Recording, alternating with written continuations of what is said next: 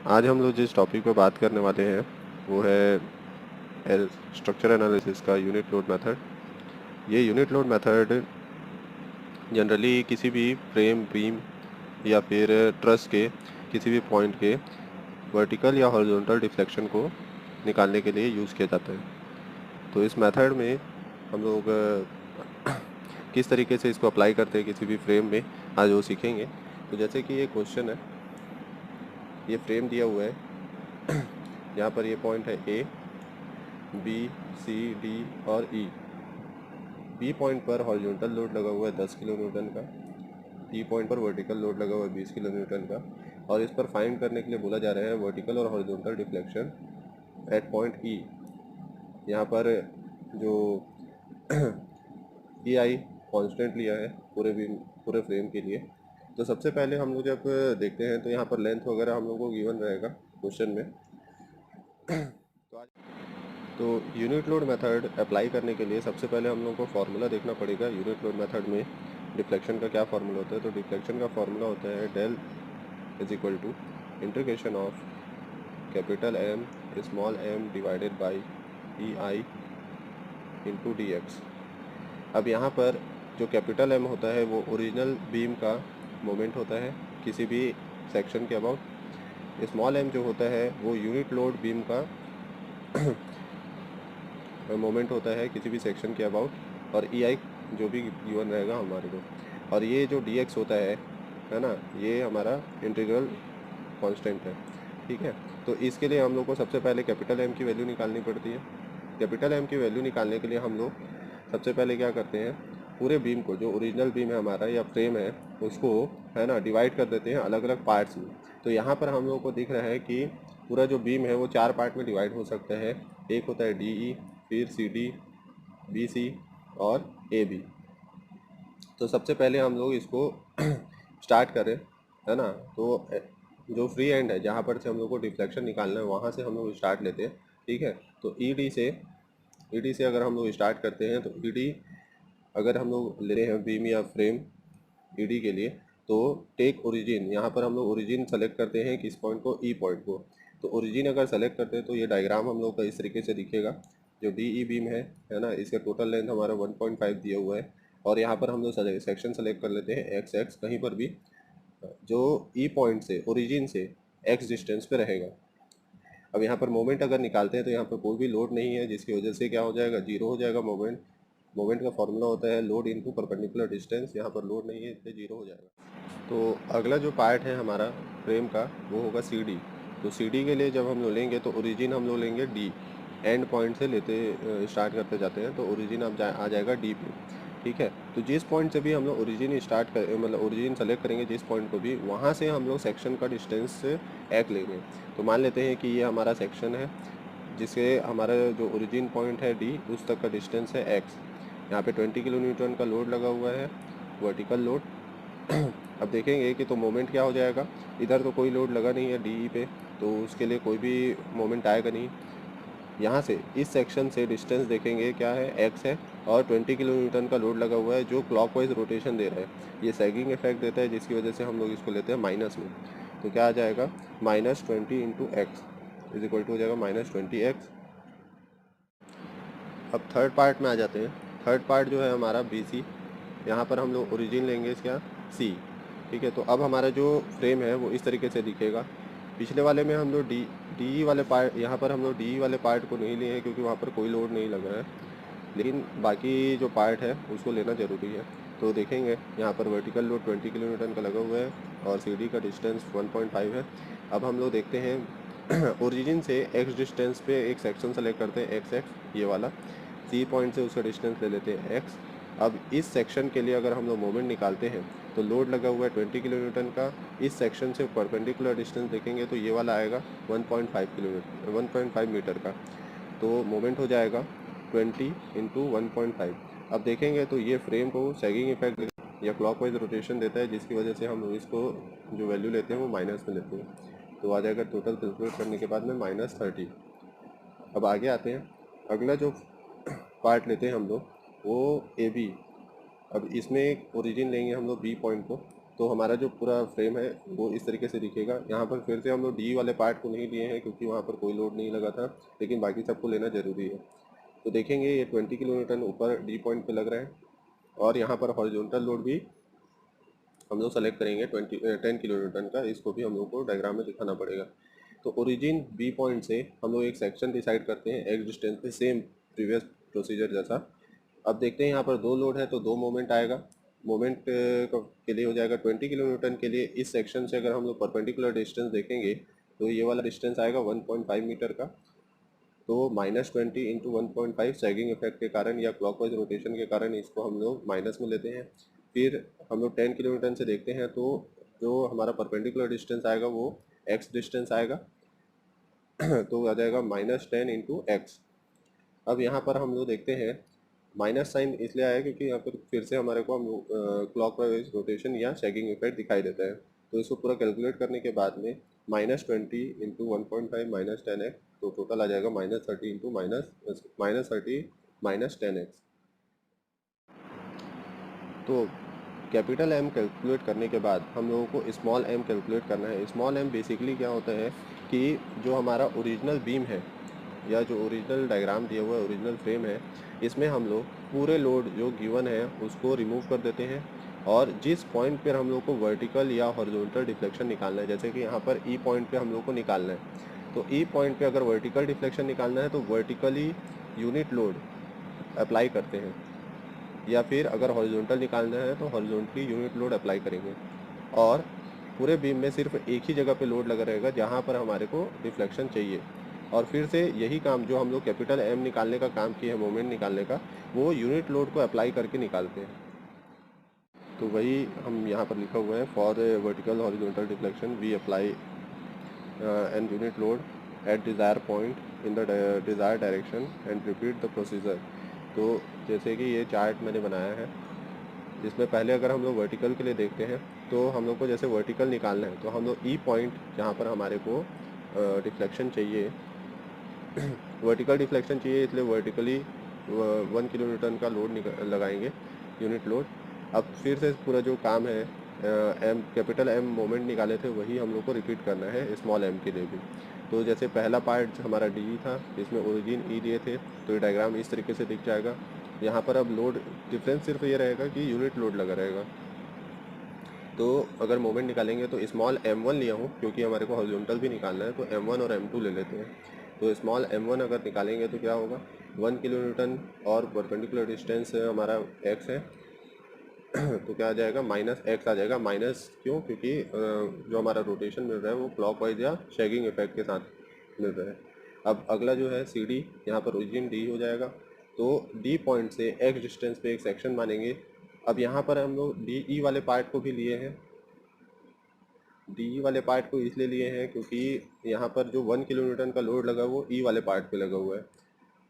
तो अब देखेंगे इस सेक्शन से हम लोग मोमेंट निकालेंगे, तो सेक्शन से जो लोड है वो 1 किलो न्यूटन और परपेंडिकुलर डिस्टेंस कितना हो जाएगा, x प्लस 1.5। तो दोनों को अगर हम लोग जोड़ेंगे तो क्या आ जाएगा, -1 इंटू ब्रैकेट में x प्लस 1.5 माइनस डायरेक्शन क्योंकि सैगिंग इफेक्ट या क्लॉकवाइज रोटेशन मिल रहा है, तो -x प्लस 1.5 ये हमारा m1 का वैल्यू आ जाएगा फॉर सी डी पार्ट के लिए। फिर वैसे ही हम लोग निकालेंगे बी सी वाले पार्ट के लिए। बीसी वाले पार्ट के लिए देखेंगे तो ये डायग्राम हमारे को इस तरीके से दिखेगा, जिसमें 1 किलो न्यूटन ई पॉइंट पर ही लगा रहेगा। अब जो सेक्शन ओरिजिन हम लोग लेंगे वो हमारा सी पॉइंट पर लिया गया था, तो सेक्शन हम लोग डिसाइड करेंगे यहाँ पर किसी भी डिस्टेंस पे ले सकते हैं, और ये डिस्टेंस हम लोग मान लेंगे x। अब इस x डिस्टेंस के लिए अगर हम लोग मोमेंट निकालते हैं तो मोमेंट यहाँ पर क्या हो जाएगा, 1 किलो न्यूटन और परपेंडिकुलर डिस्टेंस पूरा 1.5 प्लस 1.5, तो 1.5 प्लस 1.5 3 हो गया, और लोड है हमारा 1 किलो न्यूटन का, तो 1 इंटू 3 -3 आ जाएगा। अब अगला जो पार्ट है ए बी, इसके लिए ओरिजिन हम लोग बी लेंगे। अभी हमारा जो डायग्राम है वो इस तरीके से दिखाई देगा। तो ओरिजिन से फिर से हम लोग एक सेक्शन डिसाइड करेंगे किसी भी डिस्टेंस x पे। अब इस सेक्शन के लिए अगर हम लोग मोमेंट निकालेंगे तो 1 किलो न्यूटन का लोड लग रहा है, और कितने डिस्टेंस पे लगेगा, 3 डिस्टेंस पे, 1.5 प्लस 1.5। तो इस 3 डिस्टेंस के लिए फॉर्मूला हो जाएगा load into perpendicular distance 1 into 3, है ना। 1 किलो न्यूटन का लोड 3 डिस्टेंस हो गया, और माइनस साइन क्योंकि क्लॉकवाइज इफेक्ट दे रहा है। जो रेड वाली लाइन दिख रही है आपको, ये क्लॉकवाइज रोटेशन को शो कर रही है या सैगिंग इफेक्ट को शो कर रही है। तो यहाँ पर से m1 की जो वैल्यू आ जाएगी -3। तो अब वैसे ही सेम हम लोग हॉरिजॉन्टल डिफ्लेक्शन निकालने के लिए भी करेंगे, लेकिन हॉरिजॉन्टल डिफ्लेक्शन निकालने के लिए डिफरेंस ये रहेगा कि जैसे हम लोग वर्टिकल के लिए यूनिट लोड जो लगाए थे वो वर्टिकल डायरेक्शन में लगाए थे, यहाँ पर हम लोग हॉरिजॉन्टल के लिए हॉरिजॉन्टल डिफ्लेक्शन निकालने के लिए यूनिट लोड जो लगाएंगे वो हॉरिजॉन्टल डायरेक्शन पर लगाएंगे। ई पॉइंट पे हम लोग को डिफ्लेक्शन चाहिए, इसलिए ई पॉइंट पे 1 किलोन्यूटन का हॉरिजॉन्टल लोड लगा दिए। अब यहाँ पर देखेंगे सेम प्रोसीजर वही रहेगा। सबसे पहले वही पूरे सेक्शन पूरे फ्रेम को हम लोग 4 पार्ट में डिवाइड कर लेंगे। डी ई वाले पार्ट के लिए अगर हम लोग देखते हैं तो ओरिजिन अगर ई को ले रहे हैं तो एक सेक्शन लेंगे जहाँ ओरिजिन से डिस्टेंस ले लेते हैं एक्स। अब यहाँ पर मोमेंट अगर निकालेंगे तो क्या हो जाएगा, load into perpendicular distance. Load तो हमारे पास एक है लेकिन परपेंडिकुलर डिस्टेंस नहीं होगा, क्योंकि ये लोड का जो लाइन ऑफ एक्शन है वो इस सेक्शन से पास होके जा रहा है, इस वजह से यहाँ पे कोई भी परपेंडिकुलर डिस्टेंस नहीं रहेगा, इसलिए 0 आ गया। वैसे ही सी डी के लिए भी अगर हम लोग लें तो ओरिजिन अगर डी ले रहे हैं तो डी पॉइंट से एक सेक्शन डिसाइड करेंगे एक्स डिस्टेंस पे, और ये 1.5 मीटर डिस्टेंस डी का डिस्टेंस है। तो 1 किलो न्यूटन का जो लाइन ऑफ एक्शन है ये फिर से क्या होगा, आपके सेक्शन से पास होकर जाएगा, जिसकी वजह से मोमेंट की वैल्यू क्या आ जाएगी, 0 आ जाएगी, क्योंकि कोई भी परपेंडिकुलर डिस्टेंस नहीं मिलेगा। फिर अगला आते हैं हम लोग बीसी वाले पार्ट के लिए, जिसमें ओरिजिन सेलेक्ट करते हैं सी। तो सेम प्रोसीजर है पहले जैसा। तो एक सेक्शन लेंगे जो एक्स डिस्टेंस पे होगा सी पॉइंट से। अब ये 1 किलो न्यूटन का लोड का लाइन ऑफ एक्शन सेक्शन से पास नहीं हो रहा है, जिसकी वजह से क्या हो जाएगा, अब यहाँ पर मोमेंट हम लोग को मिलेगा। तो m2 का वैल्यू हो जाएगा -1 इंटू एक्स। -1 का जो कारण ये है क्योंकि ये क्लॉकवाइज रोटेशन या सैगिंग इफेक्ट देता है। तो ये 1 किलो न्यूटन का लोड और ये परपेंडिकुलर डिस्टेंस जो हम लोग को मिल रहा है, तो m2 का वैल्यू हो जाएगा -x। वैसे ही अब ए बी के लिए लेंगे तो ओरिजिन हम लोग सेलेक्ट करते हैं बी, जिसमें हम लोगों को बी पॉइंट से ओरिजिन पॉइंट से सेक्शन डिसाइड करेंगे एक्स पॉइंट पर, एक्स डिस्टेंस पे एक सेक्शन ले लिए। अब अगर हम लोग इस 1 किलो न्यूटन का मोमेंट निकालेंगे तो ये 1 किलो न्यूटन लग रहा है इस वाले लाइन ऑफ एक्शन पे, और इसका टोटल एक्स सेक्शन से अगर हम लोग डिस्टेंस निकालें तो ये 2 मीटर और ये एक्स, तो क्या आ जाएगा 1 इंटू एक्स प्लस 2, ये टोटल डिस्टेंस हो जाएगा हमारे पास एक्स प्लस 2। और ये माइनस साइन क्यों, क्योंकि जो हमारा जो इफेक्ट दे रहा है वो क्या दे रहा है, क्लॉकवाइज या शैगिंग इफेक्ट दे रहे हैं, इस वजह से। तो ये m2 का वैल्यू मिल गया। अब ये सारे वैल्यू निकालने के बाद हम लोगों को एक चार्ट प्रिपेयर करना पड़ेगा।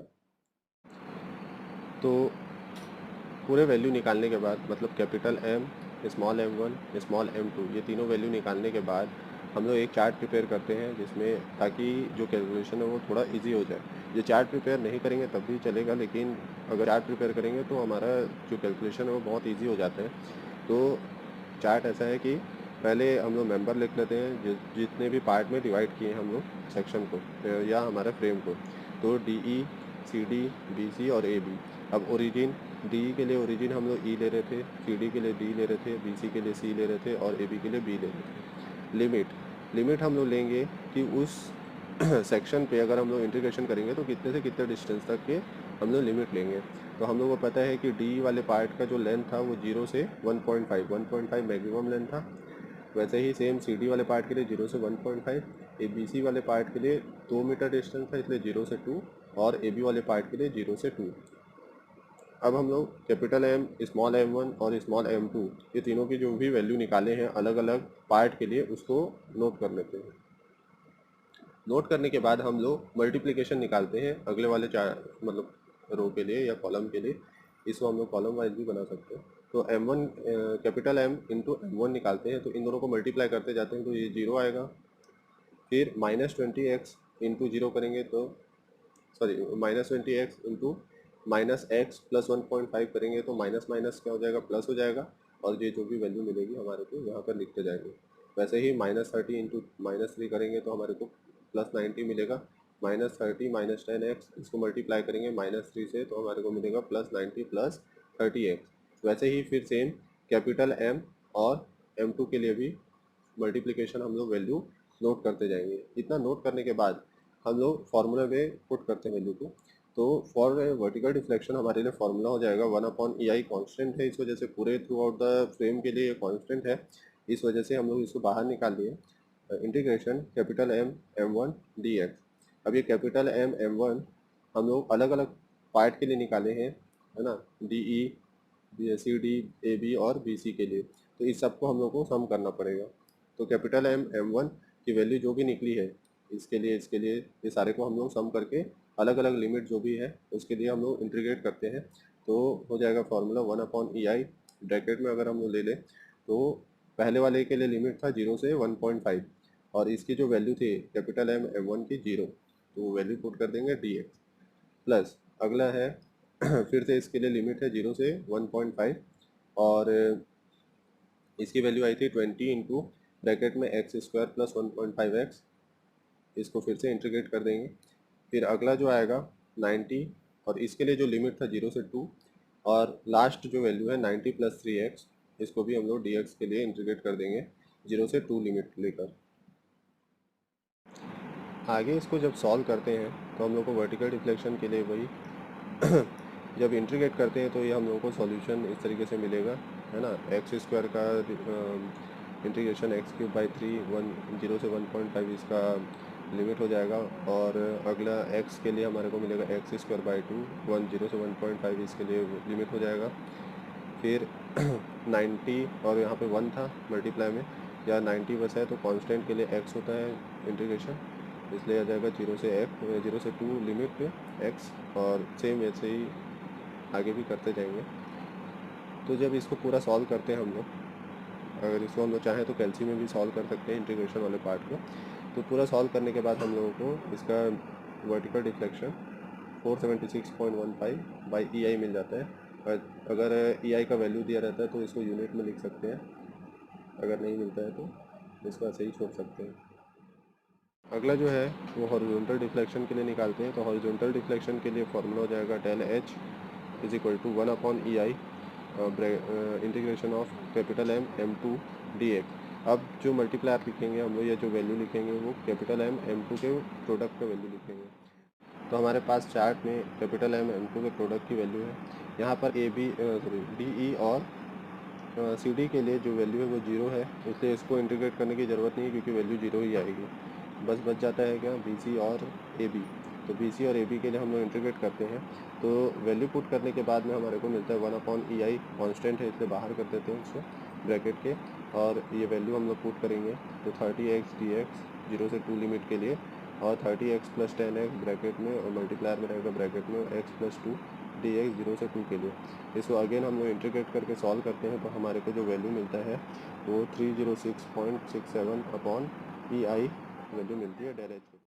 ये यूनिट लोड मेथड का यूज़ हम लोग अलग अलग फ्रेम के वर्टिकल और हॉरिजॉन्टल डिफ्लेक्शन को निकालने के लिए यूज़ कर सकते हैं। इसके अलावा ट्रस के किसी भी पॉइंट के हॉरिजॉन्टल या वर्टिकल डिफ्लेक्शन को निकालने के लिए भी यूनिट लोड मेथड यूज़ किया जाता है, जिसको हम लोग अगले वीडियो लेक्चर में समझेंगे। तो अगर ये वीडियो आपको हेल्प करती है अपनी स्टडी पे, तो please like share and subscribe. Thank you so much.